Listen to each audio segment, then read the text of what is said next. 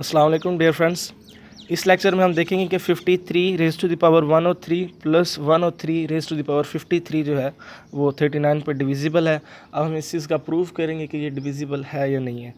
तो क्योंकि ये बहुत बड़ी एक वैल्यू बन जाएगी अगर हम 53 की पावर 103 लें और 103 की पावर 53 लें और फिर उनको ऐड करें, तो हम कांग्रेंस का यूज़ करते हुए ये प्रूव करेंगे कि 39 जो है इन दोनों के सम को डिवाइड करता है।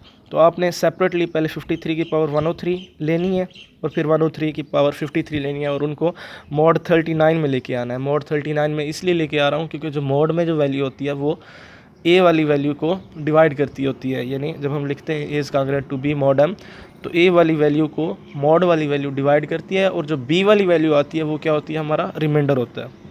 तो हम 53 को 53 की पावर 103 को हम मॉड 39 में लाने की कोशिश करेंगे पहले, और फिर 103 रेज़ टू द पावर 53 को जो है मॉड 39 में लाने की कोशिश करेंगे। अब इस चीज़ को हमने अटैम्प्ट में लाना है, तो देखें 53 को मैं लिख सकता हूँ, 53 can be written as 14 mod 39। मुझे कैसे पता चला 14 आना है, क्योंकि आप 53 को डिवाइड कर लें 39 को, जो रिमाइंडर आएगा वो 14 होगा। तो 53 इज़ कांग्रेंट टू 14 मॉड 39। अगर मैं नेक्स्ट इसका दोनों तरफ स्केयर ले लूँ, क्योंकि मैं अगर ए कांग्रेंट टू बी होता है मॉड एम में, तो पावर्स अगर ले ली जाएँ ए और बी की, तो उससे कांग्रेंसी पे फ़र्क नहीं पड़ता। तो मैं इधर स्केयर ले लेता हूँ, 53 का इधर हो जाएगा स्केयर। अब मैं ये पावर अटेन की कोशिश करने की कोशिश कर रहा हूँ। पहले मैंने जस्ट 53 लिया है, अब मैं उसकी पावर 2 बना चुका हूँ। मैंने एंड तक पावर क्या बनानी है, 103। तो ये कांग्रेंट हो जाएगा किसके, 14 की पावर 2, यानी 14 का स्क्वायर कितना होता है 196 मॉड 39। अब 196 को देखिए, मैंने कहा था कि आपने पिछले लेक्चर में मैंने कहा था जब हम प्रूव कर रहे थे कि 2 रेज़ टू पावर 50 जो है जब 7 पे डिवाइड होगा तो रिमाइंडर क्या बचेगा, तो मैंने उधर भी यही कहा था कि आपने ये b की वैल्यू जो है इसको छोटा करते जाना है। अगर मैं 196 को देखूं और मॉड 39 को देखूं तो इसको छोटा कर सकता हूं। अगर 196 को 39 पे डिवाइड करूं तो 1 आता है, रिमाइंडर जो बचता है वो 1 आता है। तो मैं ये लिख सकता हूँ कि 196 इज़ कांग्रेंट टू 1 मॉड 39, क्योंकि 196 माइनस 1 जो है 195 होता है और 195 को 39 क्या करता है, डिवाइड करता है। यानी 196 और 1 जो है मॉड 39 में एक दूसरे के कांग्रेंट है, तो हम 196 की जगह 1 भी लिख सकते हैं इस जगह पर। यानी 53 की power 2 is congruent to 1 mod 39। अब पावर छोटी आ गई है, यानी ये b की वैल्यू छोटी आ गई है। अब हमें मज़ीद सॉल्व करने में आसानी हो जाएगी। अब मैं क्या करता हूँ कि इसके करीब वाली वैल्यू, अब मैं डायरेक्ट 103 तो अटेन नहीं कर सकता, यानी किसी पावर से मल्टीप्लाई करूँ और वो 103 आ जाए, ये तो पॉसिबल ही नहीं है। तो मैं उसके करीब करीब जाऊँगा, यानी 102 तक जाऊँगा, यानी मैं पावर 51 ले रहा हूँ दोनों तरफ। जब 51 लूँगा तो ये पावर क्या हो जाएगी, 53 की पावर 102 हो जाएगी। क्यों, 51 इंटू 2 102 होता है, और इधर पावर क्या हो जाएगी 51। अगर इसकी पावर लूँगा तो ये 1 एज इट इज़ रहेगा और मॉड 39 वैसे रह जाएगा, क्योंकि 1 की पावर जो भी ले लें आपके पास आंसर 1 ही आएगा। अब मैं क्या करता हूँ कि मैंने 53 की पावर 103 अटेन करनी है, तो दोनों तरफ से 53 से मल्टीप्लाई कर देता हूँ, यानी 53 की पावर 103 इधर बन जाएगा। जब इधर 53 मल्टीप्लाई करूँगा तो पावर्स ऐड हो जाएंगी और ये 103 हो जाएगा, और इधर ये कांग्रेंट हो जाएगा, इधर 53 एज इट इज़ आ जाएगा और मॉड 39। अब 53 मॉड 39 में किसके कांग्रेंट है, जिसके कांग्रेंट है वही वैल्यू रिप्लेस कर दें। ये हमने ऊपर लिखा था कि 14 के कांग्रेंट है, तो इधर आप 14 वैसे लिख दें मॉड 39 में।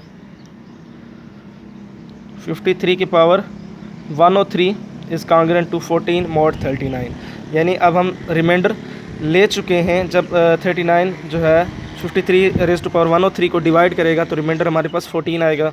हमें कैसे पता चलेगा कि ये इस जगह पर हमने रुक जाना है, आगे नहीं जाना, क्योंकि देखें यहाँ पे जो वैल्यू आएगी ना वो आपके डिवाइज़र से यानी 39 से लेस होगी, और 14 जो है 39 से लेस होता है। और इधर भी हमने देख लिया है कि हम पावर पहले बढ़ाते बढ़ाते अपनी मैक्सिमम पावर जो हमने अटेन करनी थी उस तक पहुँच चुके हैं। यानी जब 53 रेज़ टू पावर 103 39 पर डिवाइड होगा तो आपको बस रिमाइंडर 14 बचेगा। आपने इसी तरह 103 के लिए करना है। अब 103 को मैं लिख सकता हूँ 103 इज़ कांग्रेंट टू, अब मैं इधर मॉड 39 लिखता हूँ और कोई वैल्यू लेता हूँ। अगर देखें मैं 103 को 39 पर डिवाइड करता हूँ तो मेरे पास रिमाइंडर कितना बचेगा, रिमाइंडर मेरे पास बचेगा 103 माइनस 72 सॉरी माइनस 78, तो मेरे पास रिमाइंडर बचेगा यहाँ पे 25। इस यानी अगर मैं 39 को 2 से मल्टीप्लाई करता हूँ 78 आता है और फिर रिमाइंडर मेरे पास 103 तक पहुँचने के लिए 25 बच जाएगा।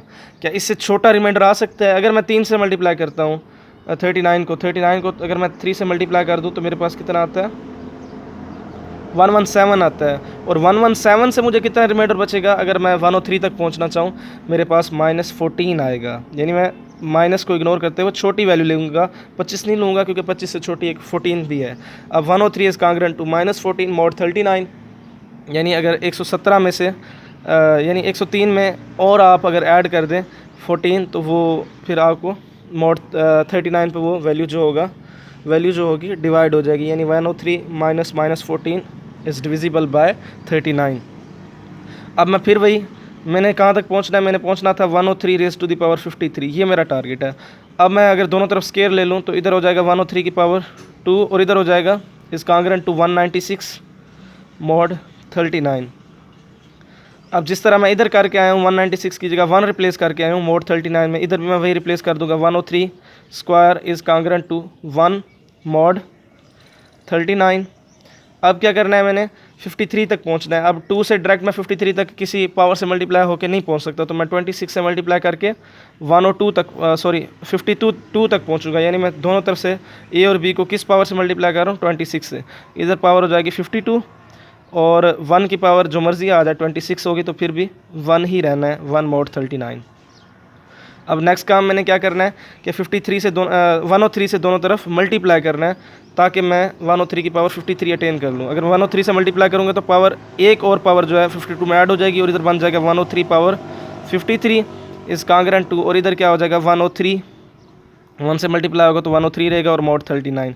अब ऊपर अगर आप देखें तो 103 mod 39 में किसका कांग्रेंट है, -14 के कांग्रेंट है, तो आप इधर वो लिख देंगे -14 mod 39। क्लियर हो गया। अब नेक्स्ट हमने क्या करना है कि 103 रेज़ टू पावर 53 -14 mod 39। अब देख लें कि आपके पास जब 39 आप 103 रेज़ टू पावर 53 को 39 पे डिवाइड कराएंगे तो आपके पास जो रिमाइंडर आएगा वो नेगेटिव वैल्यू में अगर आप उसको ले जाएं तो वो आपके पास -14 आएगा। यानी अब हालत ये बन चुकी है कि A is congruent to B, देखें इधर अगर आप देखें ना, A is congruent to B mod M, यानी कोई नंबर जब m पे डिवाइड हुआ, ये नंबर जब 39 पे डिवाइड हुआ तो b आपके पास ये रिमाइंडर आएगा। इधर ये कंडीशन बन चुकी है और इधर कोई और नंबर c वो कांग्रेंट रहा किसी और नंबर d के, क्योंकि ये 14 और -14 सेम नहीं है mod m में, यानी a is congruent to b mod m, यानी 53 raise to power 103 is congruent to 14 mod 39 और आपका c is congruent to d mod m। तो फिर हम इधर थ्योरम अप्लाई करेंगे, वो थ्योरम हमने लास्ट टाइम उसका प्रूफ भी किया था कि a plus C is congruent to b plus D mod m। यानी अगर हम लेफ़्ट साइड को एक ही मॉड में हैं और हमारे पास 4 मुख्तलिफ नंबर एक दूसरे के कांग्रेंट आ रहे हैं, पहला नंबर दूसरे के और तीसरा चौथे के, और मॉड हमारा एक ही है यानी m ही है, तो फिर हम लेफ़्ट साइड को लेफ़्ट साइड से ऐड कर सकते हैं और राइट को राइट से ऐड कर सकते हैं और कांग्रेंसी क्या रहेगी, रिमेन रहेगी।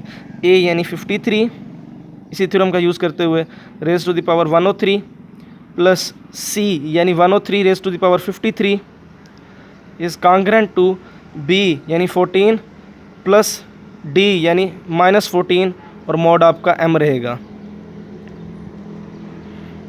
यानी 14 -14 0 और इधर मॉड m यानी 53 raise to the power 103 plus 103 raise to the power 53 is congruent to 0 mod m।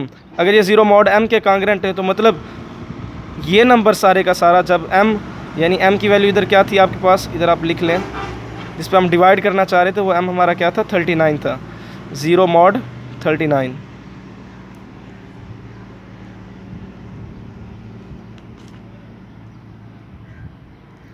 यानी इस नंबर को जब आप 39 पे डिवाइड करेंगे तो आपका रिमाइंडर क्या बचेगा, 0 बचेगा। तो जब रिमाइंडर 0 बचेगा तो इससे साबित हो गया कि 53 raise to the power 103 plus 103 raise to the power 53 is divisible by 39।